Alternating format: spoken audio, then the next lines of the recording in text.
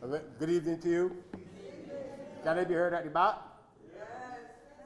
I want to thank Reverend Atherley for yielding his opportunity to address you this evening. It is not often in life that I have been asked to take the place of a priest.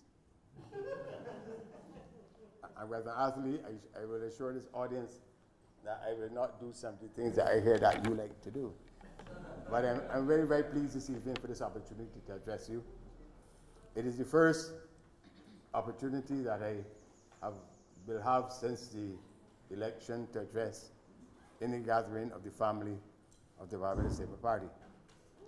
And I want to thank Christchurch West for accommodating me. This constituency is the only constituency in Barbados that has never voted for the Democratic Labour Party.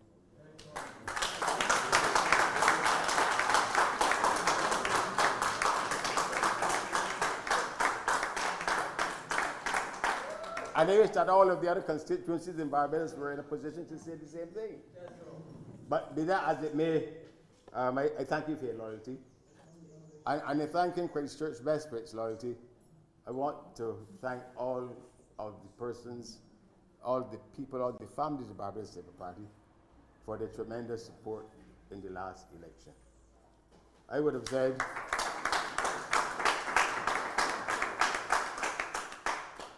said, that, and I meant it honestly, that the last election was the best organized, best run campaign that I have been in since 1984. It really was. I must begin by thanking the former Member of Parliament for this constituency, Mr. William Dugate, for having been such an excellent deputy campaign manager. And William, it would be good if you and the campaign manager could just give the party your perspectives of the campaign, because there's so much that was done that could be learned from, that it would be unfortunate if that is not put down for history. I have also made it very clear that, as I said, that campaign was the most exhilarating and the best I've ever participated in.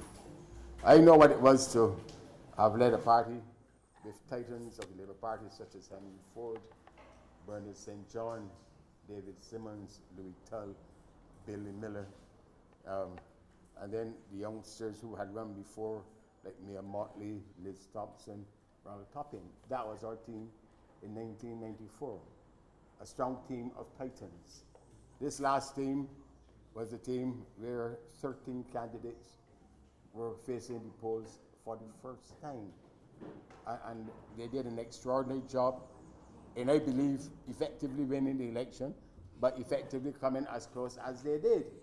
And there's nothing about their performance that should cause the Barbados Labour Party to hold down its head. I would like to encourage all of them to see themselves as having a future in politics. The history of Barbados politics is one in which first-timers have a difficulty in winning. Grantley Adams lost the first time he ran. Louis Tull lost the first time he ran. David Simmons lost the first time he ran. And it could go on and on and on. Do not be dismayed. Do not be discouraged. The Barbados Labour Party will continue to need you. I am thankful for the opportunity this evening to speak, because I left university in 1971 and went and immediately started to work in the campaign in St. Peter for Burton Hines. I've given the Labour Party 40 years of my life. It has been serving this party, has been my life work. And the voice of the Barbados Labour Party, and not just my voice, but the voice of the Barbados Labour Party, needs continually to be heard. This evening I'm going to speak to you, but I'm going to be speaking to you against a particular backdrop, which I hope you will understand. This year will mark my 30th year in public life. I was appointed to the Senate in 1983. and counting the Senate, I would have now had 30 years in active politics, of which 29 in active electoral politics. They say that old soldiers never die. They simply fade away. This old soldier is not dead. This old soldier will not just fade away. But the time comes in a person's life when they have to go on. I have already told the leadership of the party, as I've already told the members of the branch in St. Peter, that I will not be contesting another election as a candidate. I really will not. I've given active politics over 30 years, but I will continue to serve the Barbados Labour Party.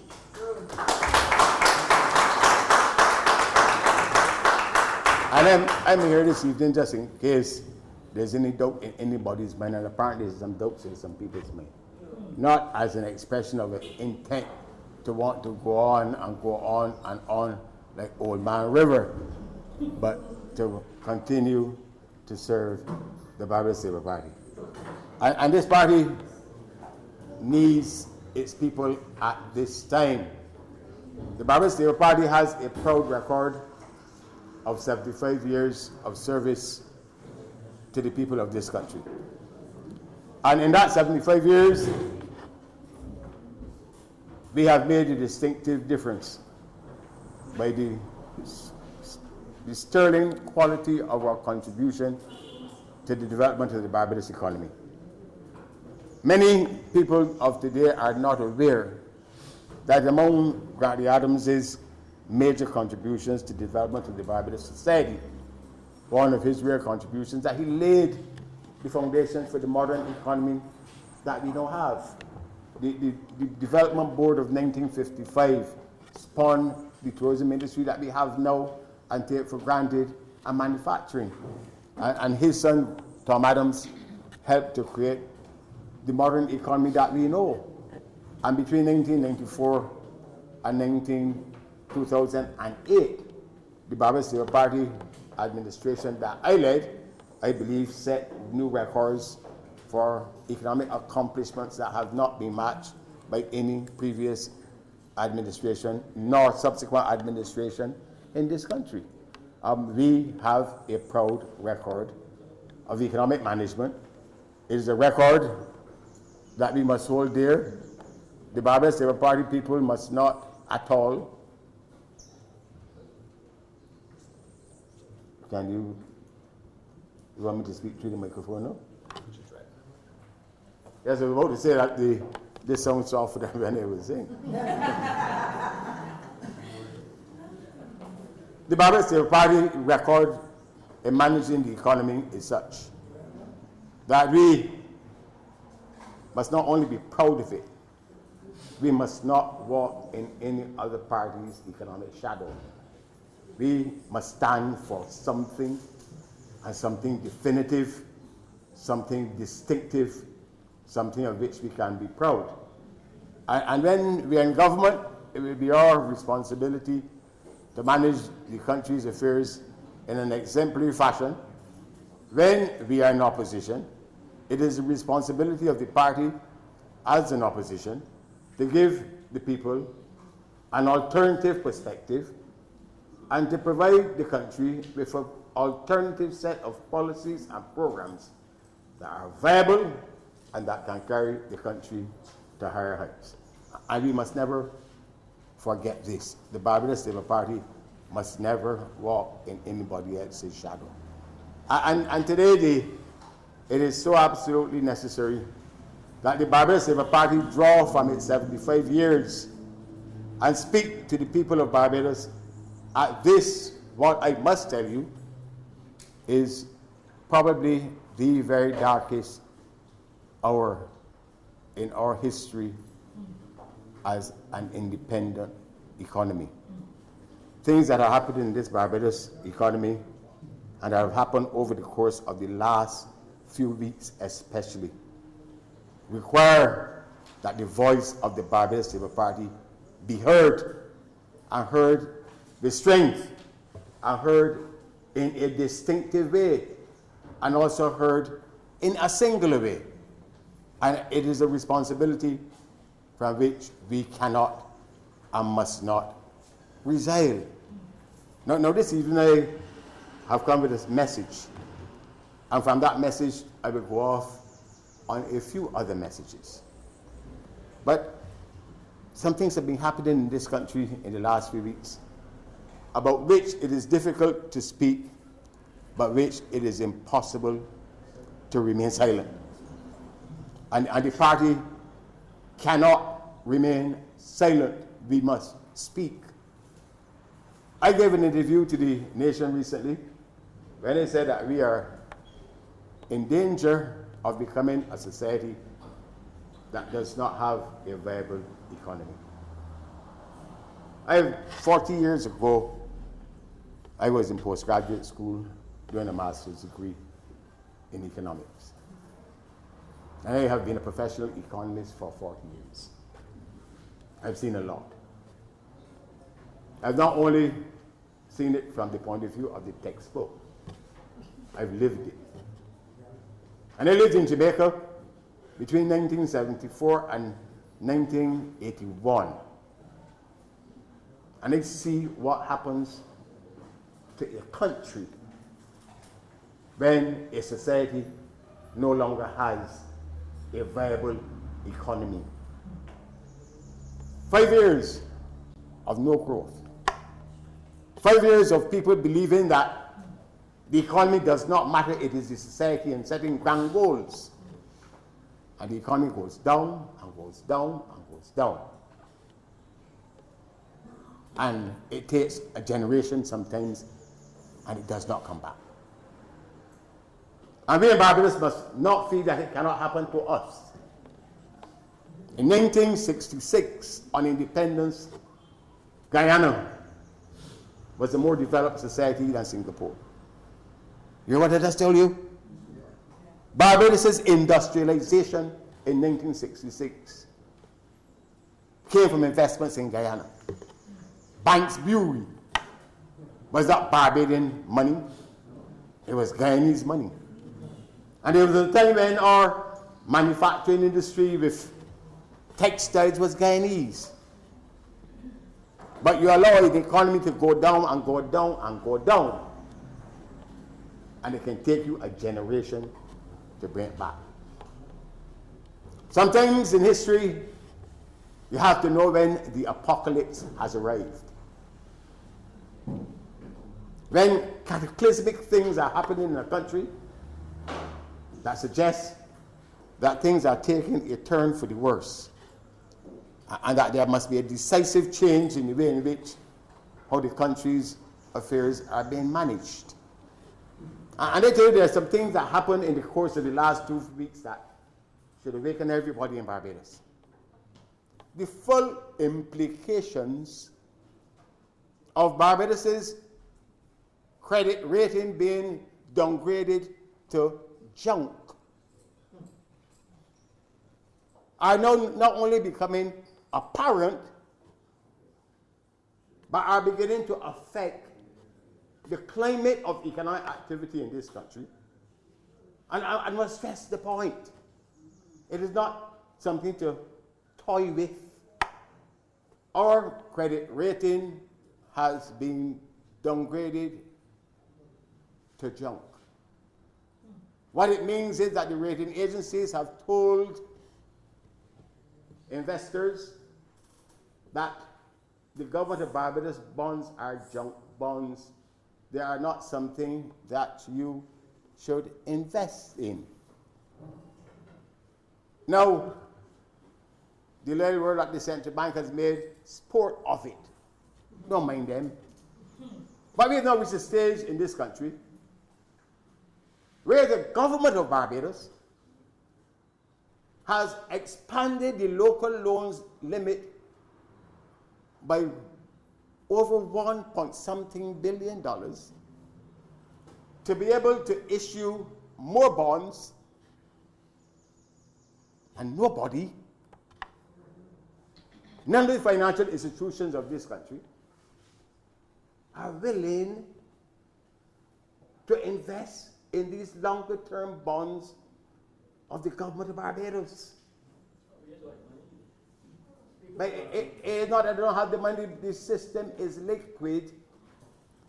But the word has gone out that the bonds of the government of Barbados are not of an investment grade. People are not willing to invest in junk. Some institutions managing pensions are forbidden for holding bonds and debentures which are rated as junk. And the message that is going out, and that to which we must all be so mindful, is that every year now, part of our difficulties in this country is that the government of Barbados is so running the affairs of this country that it has to borrow over $1.2 billion. That's $1,200 million. Most of it on the local market. The time has come when investors are telling the government that we are not prepared to invest in those bonds that you are putting in the market because they are junk. And when a country reaches this stage, far-reaching decisions have to be made to restore stability and good order in the country, the good name of the government, but unless it is dealt with, a great unraveling will start to take place in this country. So it comes down to a simple matter. This government, when enter the election, we warned them, you just can't keep borrowing $1 billion a year. To do what? At some stage, the piper will have to be paid. At some stage, the apocalypse will come. And the apocalypse comes when the government, year by year, wants to borrow $1,200 million. And people tell it, hold on. We are not prepared to invest in your bonds and debentures because you are trading in junk. And I said this evening I've come and this says electoral politics is behind me. But I have to live in this country. Like you. And like you, I have a family, a young family. I look forward to being a grandfather in July. I do. I have a daughter in secondary school. But it must be of concern to all of us. And our voices have to be heard that the affairs of our land can be so administered that a government of Barbados' credit now in the market is of such poor quality that the market is telling the government, don't bother, come. Now, of course, the government has the national insurance that you can go to it if it's there some people, but this is a very, very serious matter. And it simply means that something has to be told to this government. And we don't have to write anything and send to Mr. Chris Sinclair, nor to meet with him in any dark room. That Barbados' affairs have to be put back on an even keel. And to start, and there are many things that must be done, but to start putting back our affairs on an even keel, the government has to take us out of the situation where every year it is looking to borrow $1.2 billion and seek to raise that money by issuing paper that is junk in the eyes of people, which they are unprepared to hold. That is the essential thing that people responsible for the management of this country's affairs must now immediately address. This country can no longer support nor have a government which every year must raise $1.2 billion in loans by issuing bonds that are junk bonds that nobody holds. That is the apocalypse that has been reached in this country. And it is from the sort the matter that requires leadership. We can go nowhere seriously nor progressively until and unless this matter is addressed. So Parliament is going through a lot of shenanigans. One week you come and raise the local law limit to give the government authority to raise another $1.7 billion by way of bonds and debentures, and nobody taking them up. And then you have to come the next week and raise $1.something billion in treasury bills. These things happen when a country's credit rating, the real world, is reduced to what is called junk, that the government is issuing bonds and debentures that are regarded as not being of an investment quality. It is not something that an investor should hold. And there are institutions, if they were to hold them, they themselves will find that their portfolio would be regarded, if you're holding junk, you are junk too. Not true? And that is the battle that has to be addressed. Now, it can't be addressed by bluster. Powerful, foolish talk by a Minister of Finance who I believe, and I have to deal with him as he's one of the chief horsemen of the apocalypse. It can't be addressed also by the attitude of the central bank governor who is telling people that the downgrade to junk status is not a bad thing because people will find the investment instruments more attractive because you have to pay more interest rate. He is the second horseman of the apocalypse for me. And not only must this be addressed, as I said, unless it is addressed, a government issuing needed to raise $1.2 billion in loans by issuing paper that people regard as junk is something new for Barbados. But it can't stand, it must be dealt with. It requires serious leadership. It requires serious decisions to be made now. And the longer these decisions are pushed off, the worse is Barbados' circumstances going to be. That is the difficulty, that is the dangerous situation in which we find ourselves. Now, there's a lot of other things that have to be done. Not only fix the public finances, but as I said, we're in danger of now living in a country where the economy is no longer viable. Barbados needs the productive sectors to be productive. Barbados needs our leading sectors to lead. Our leading sector must be tourism. How can we make it if tourism is falling by 9%? In the international business companies sector, there's Canadian companies that are continuing to leave. Our sugar industry now is producing at a level that I believe it is lowest since the 17th century. Our manufacturing sector is struggling. There ought to be a construction industry, and during the course of the next few months we have to start to talk in the Barbados Labour Party. What used to happen in Barbados, the construction work used to be shared up among a large number of construction companies. A few companies are getting all the work to the extent that it doesn't work at all. We are in danger of not having a viable economy.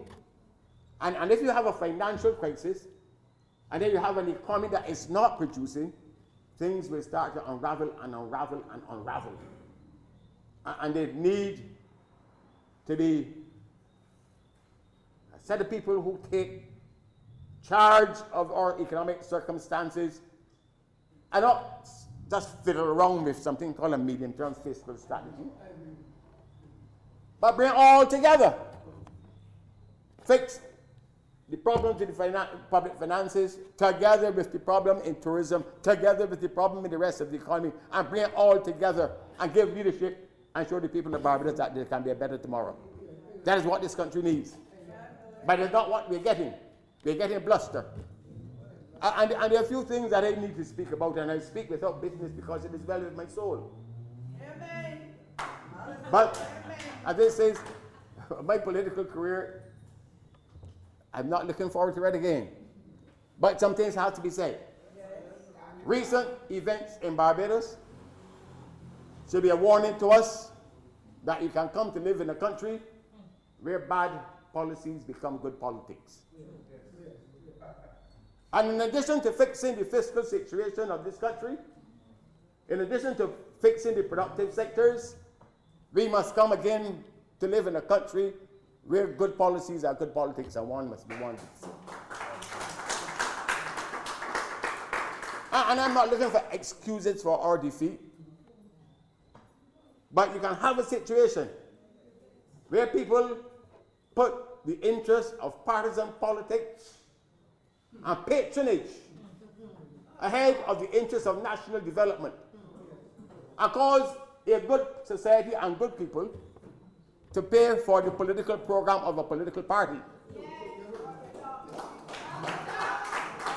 And it has to be said that if an adjustment has to be made to stop us as a people and as a government from having to borrow $1.2 billion a year, which the government has to raise by issuing bonds that people regard as junk, then it must start with this government stop asking us to pay for its political program, for its partisan political program.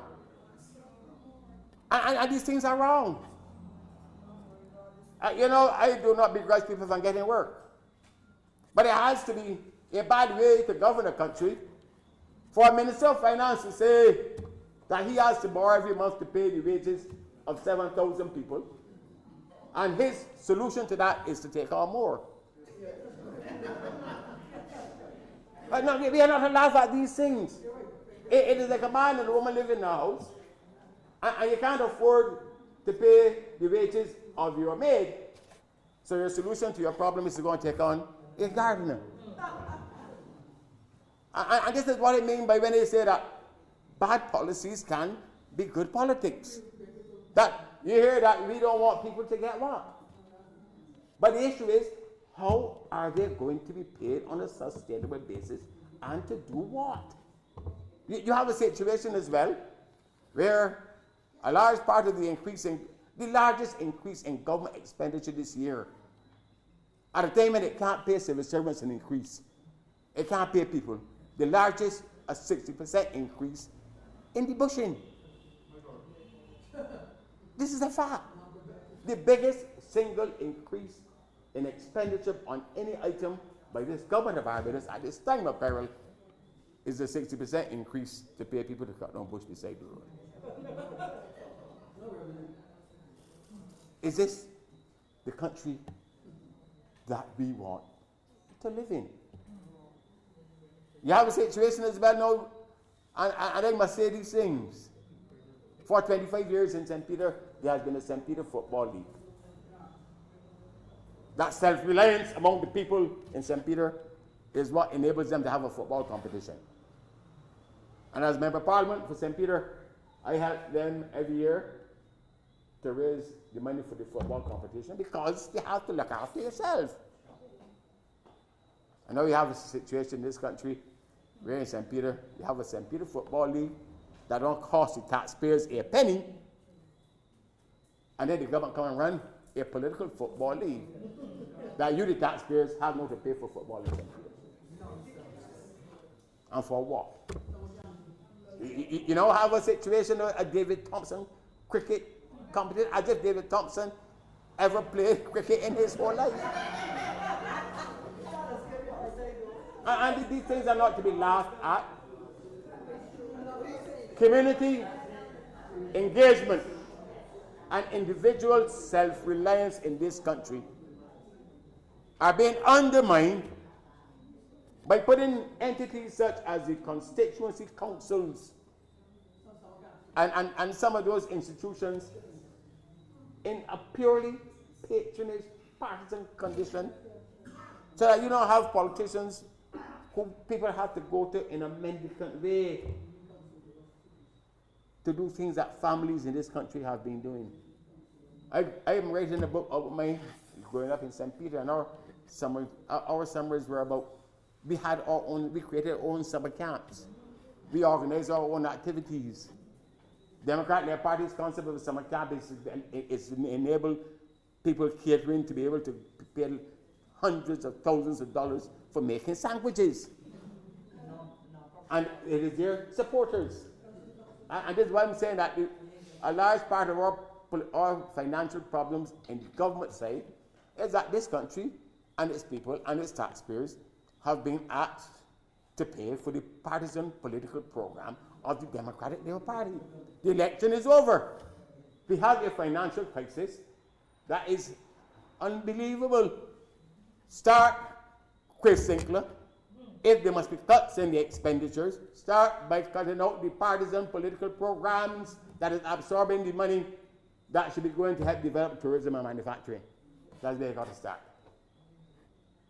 I know it has also to be said that recent times not only indicates that bad policies could be good politics, but it also is beginning to indicate that we are coming to live in a country that now has what I will call a contaminated moral and intellectual environment. And I want to repeat, three things got to get correct. Correct the public financial situation, put back the productive sectors to work, convert bad policies into good policies, and make good policies good politics again.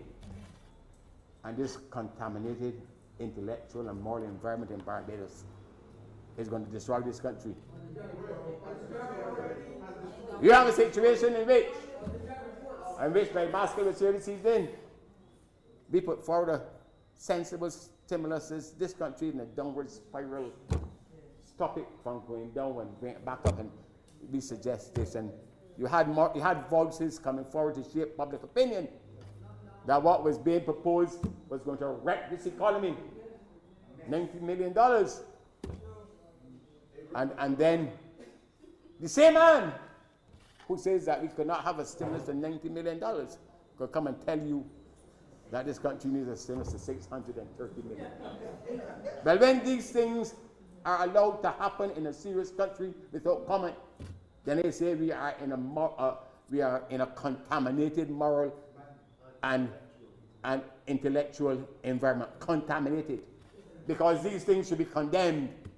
When you have a situation in which a government that has practiced privatization, it has privatized the gems of Barbados. It has sold the rest of the shares in ICB. It has sold the Barbados National Bank shares. If you take up the medium-term fiscal strategy of the Democratic Labour Party, it commits in its own medium-term strategy that it will divest itself of assets, including the sale of government's land. But we are living, quite frankly, in a contaminated intellectual environment when a government runs against the very thing that it is practicing. And then you have the Prime Minister calling himself Mr. Trustworthy, telling you that... No, he's not sleeping. Don't believe that. That he sits in a cabinet and agrees to a medium-term fiscal strategy that commits his party to privatization. Chris Sinclair says that they have agreed with the IDB to a program of privatization, and that they have agreed to privatize certain entities, including the Transport Board.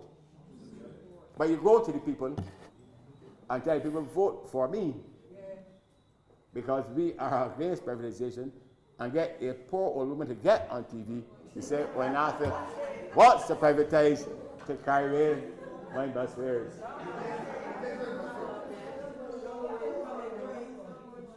When these things become the center of our politics, we are lost. And that is why I made the point that you have an apocalypse coming to this country.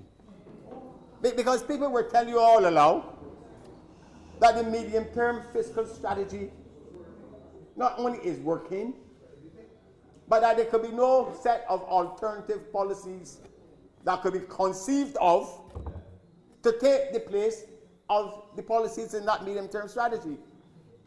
I know we're being told that the policies that were supposed to have been working and have been our salvation are no longer working, and that they have to be discarded, and that we as a serious, mature people are to accept these manipulations of the public opinion without comment.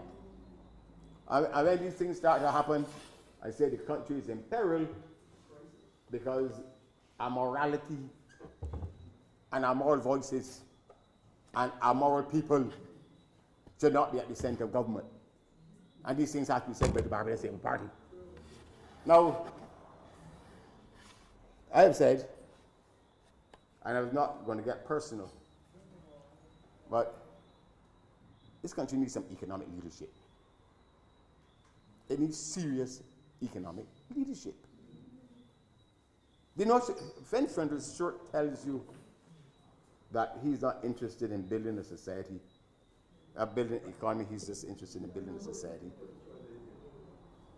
It has to be a sad thing that a man who sets this broader framework allowed his whole government's exercise in national development to be reduced to something called a medium-term fiscal strategy. A set of numbers that means less and less and less. And Barbados's problems are very severe. As I said, the productive sectors are not functioning. And we have to make them start to grow again. This country has to grow about at least, on average, used to have to grow about 3% per year. But without growth, over 5 years, nothing short about a spurt now will bring us back. And you need somebody to put that in place to bring back investments to this country. People will not invest if you're a small business. You're not going to invest if you can't recover your capital nor make a return on your capital. Not true. This is true of every business. If you're a shopkeeper, you're not going to invest in that shop. You can stop if you cannot make some money on what you put up. This country is not attracting investments because the policies being pursued, not international recession only, the policies being pursued by the government make it almost impossible for people to be able to get returns on their investment, whether they are a small business, a micro business, a medium business, or a large business. Somebody got to fix that. You got to fix the financial situation of the country. And you have to reverse these policies that is making it almost impossible for the surge that is taking place in other countries in the rest of the world to take place in Barbados. Chris Hinckley can't do it.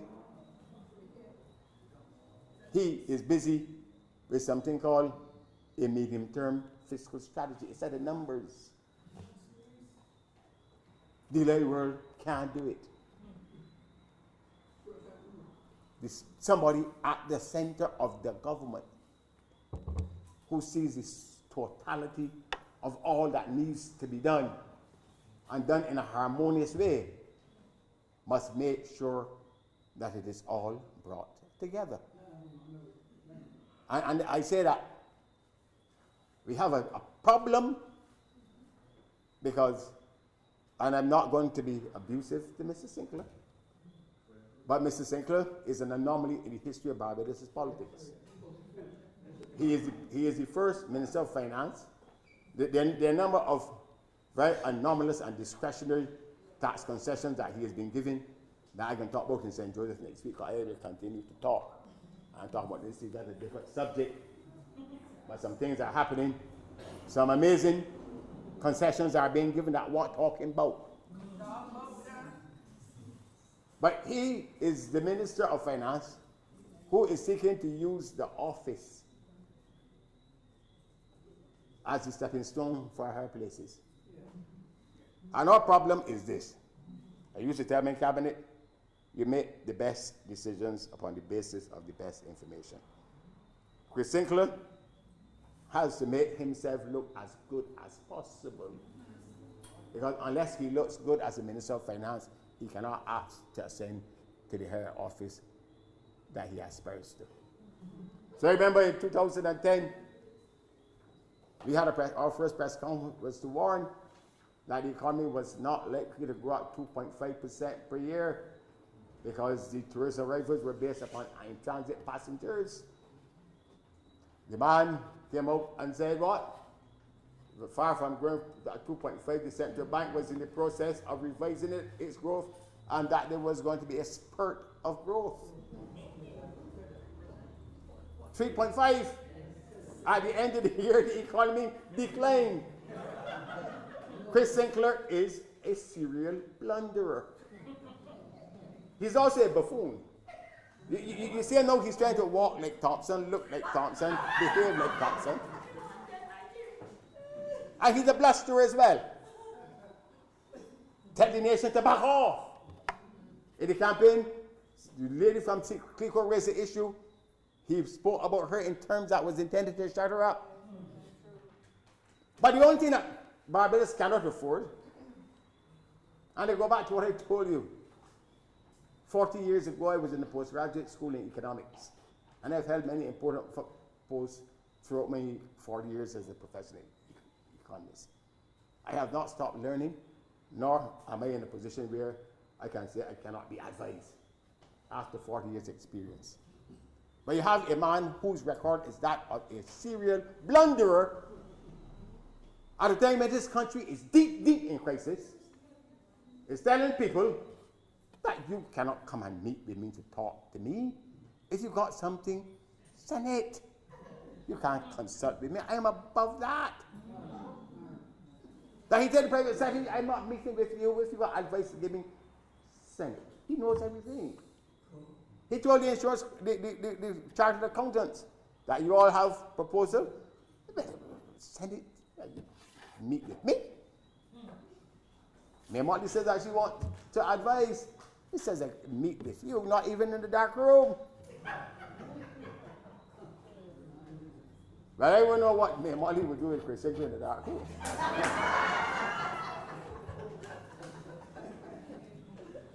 But I need to say this.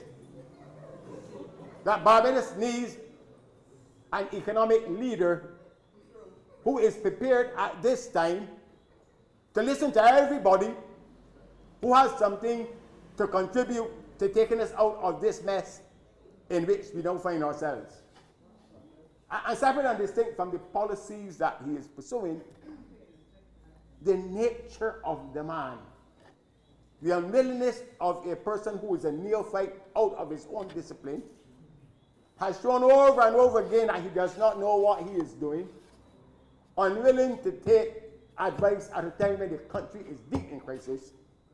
That, in many respects, must be the greatest calamity that this country is facing. We need somebody at the center who is prepared to give economic leadership. And it might perhaps explain why David Esbitt, in all fairness to him, had a difficulty being in the cabinet when a man of Chris Sinclair's attitude must be reappointed to his place. In fact, his behavior reminds me of the behavior of somebody who used to roam the streets in Deacons many years ago and was called the Spider-Man. That same kind of attitude. But it is exactly what the country does not need at this time. He is the chief horseman of our apocalypse. And close behind him is the central bank. Barbados needs the leadership at the central bank to enable this country to be able to make the best decisions on the basis of the best information. People who serve in cabinet are not necessarily specialists in the fields in which they serve, but they can only make the best decisions if they're provided with the best information. And we have now had a litany from the central bank. The cost of the prisons was no longer what it cost to construct, but we were told it was X amount, hundreds and hundreds of millions. When the central bank governor was not happy with the rate of unemployment, he invented a methodology to compute it. One quarter, Craig Maskell had to quarrel that he stopped reporting the net reserves as he's always done. He told the gross reserves. I saw a report where the central bank governor told people in Washington that our economy is stable because we are about to produce and export $265 million US dollars of ethanol. We do not produce not even a pint of ethanol. But we are stable because we are about to produce and export $265 million US of ethanol. And we were told that the medium-term strategy is on target, that the country is stable. And all of a sudden, you've heard that things have gone haywire. And that the policy is no longer on target, and that you have to discard it. And that the same man, and I'm not giving it personally about the facts, the same man who was telling you just a few months ago that there were no alternatives to the policy that were being pursued, I don't tell you that we have now reached such a stage of desperation that alternative strategies now have to be pursued. If there is an apocalypse in this country, the little world is the second horseman of the apocalypse. And I speak in these terms as he says, because the situation in Barbados is not bad. And let me explain what makes it very, very important that there be action. When other countries got into difficulties, their societies have something to fall back on. In Jamaica gets into problems. Not on outside the yellow yams, the country, there's a large amount of own account subsistence activity all across Jamaica, because the economy is not as formalized as ours. You got a lot of subsistence activities. The pigglers, the peasants, they are who carry Jamaica and have continued to help carry Jamaica. People fall back on the land. In Guyana, yes, the formal economy gets into problems, but people feed themselves, a lot of activity, on account activities. I just came from St. Lucia. Their banana industry is declining, but all across rural St. Lucia, there's activity that enable people still to be able to survive. Our economy has become a more commercial, formal economy with a smaller and smaller informal sector. The small farmers who sent school the children in the 60s, that land is no longer in production. And the point I'm making to you is this, and that's why our crisis has been seen for what it is. Other countries finding themselves in difficulties in the Caribbean had something to fall back on. We either get it right or fail, because we have very little to fall back on now. And that is why at this critical hour, the voice of the Progressive Party has failed. We have 75 years of experience in having to develop this country. it counts for something. And I'm pleading with the Barbados Labour Party that we've never failed Barbados before. This is this country's greatest hour of peril. We don't dare fail it now. And as for me, as I told you all, I have come to a stage in my life where I will not be contesting elections in the future.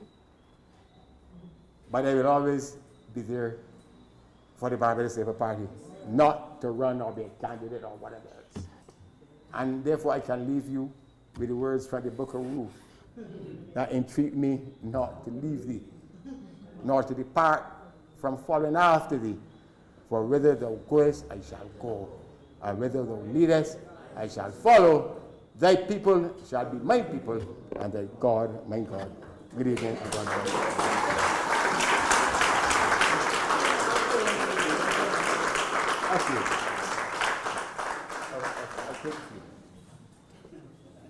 He wants me to answer questions. Brother Anthony, you would have given this speech, and thank you for stepping down. Let me give it. Obey, Barry? Ladies and gentlemen, you have heard the speech, and the floor is now open for questions. Quick questions, please. Come on, please speak. Wait, what? Hello? How? I understand that question, darling.